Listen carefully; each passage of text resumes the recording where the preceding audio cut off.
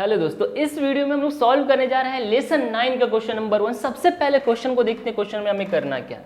Question में simple हमें यहाँ पे बोल के रखा है कि एक सर्कस आर्टिस्ट है जो यहाँ पे 20 मीटर लंबे रस्सी के ऊपर चढ़ रहा है। ठीक है, जो रस्सी है ना वो टाइटली स्ट्रेच करके बांधा गया है किस पे से, एक टॉप ऑफ द वेंट्रिकल पोल से लेकर ग्राउंड के बीच में। मतलब देखिए ये हमारे पास पोल है, इस पोल से ग्राउंड तक के बीच में एक रस्सी बांधा गया है यहाँ के टॉप से लेकर ग्राउंड तक के बीच में, जो 20 मीटर यहाँ पे क्या है, लंबा है। क्लियर। हमें यहाँ पे क्या करना है, फाइंड करना है हाइट ऑफ द पोल, कि ये पोल की हाइट सिंपल कितना आएगा, हमें यहाँ पे ये फाइंड करना है। और उसके बाद हमें यहाँ पे बोल कर रखा है एट द एंडिंग में कि यहाँ पे जो एंगल बन रहा है ना रोप और ग्राउंड के बीच में, वो सिंपल कितना है, 30 डिग्री है। बस इतना हमें इंफॉर्मेशन दे के रखा है।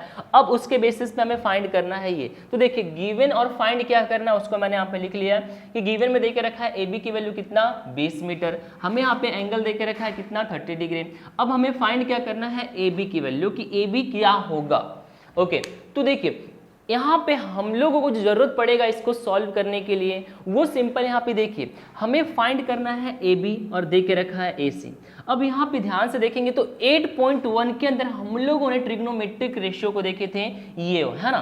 तो अब इसका ही जस्ट यहाँ पे यूज होगा। तो परपेंडिकुलर बेस क्या है सबसे पहले वो हम लोग देख लेते हैं। तो देखिए हमारे पास थीटा है, इट मीन्स हमारे पास ये 30 डिग्री है ना, ये थीटा हो गया हमारा। तो थीटा के सामने वाला साइड हमेशा क्या होता है, परपेंडिकुलर।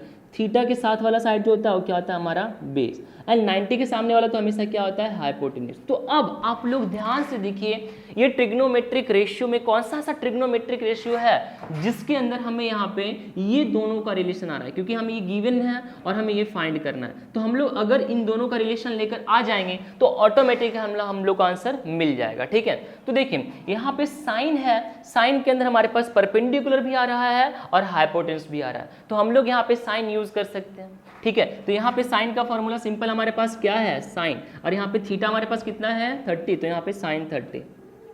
अब साइन का फॉर्मूला सिंपल क्या हमारे पास, परपेंडिकुलर अपॉन हाइपोटेन्यूज, है ना। तो देखिए परपेंडिकुलर हमारे पास कितना है, ए बी, तो हम लोग यहाँ पे ए बी लिख लेते हैं।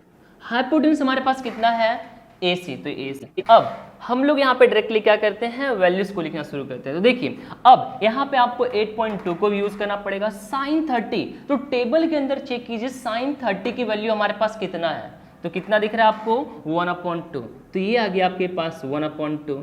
अब यहाँ पे ए बी की वैल्यू हमें पता है नहीं, तो उसको हम लोग एज इट इज लिख देंगे। ए सी की वैल्यू हमारे पास कितना है, 20, तो ये हो गया 20।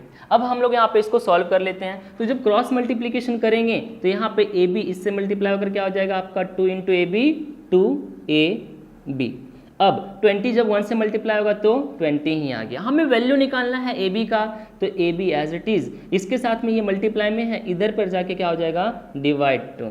कैंसल होने के बाद सिंपल हमारे पास ए बी की वैल्यू कितना आ चुका है, 2 10 20, तो यहाँ पे 10, तो यहाँ पे आ चुका है 10। इट मीन्स यहाँ पे ये पोल की जो हाइट है वो कितना है, 10 मीटर है। ठीक है, तो यहाँ पे इस तरीके से ना आपको दोनों आना चाहिए, 8.1 के अंदर जो भी आप लोगों ने यूज किया है वो भी, और 8.2 के अंदर जो आपने यूज किया है वो भी।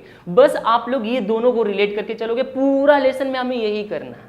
ठीक है, तो अब हम लोग मिलते हैं यहाँ पे क्वेश्चन नंबर 2 पे। तब तक के लिए bye bye, take care, thank you so much.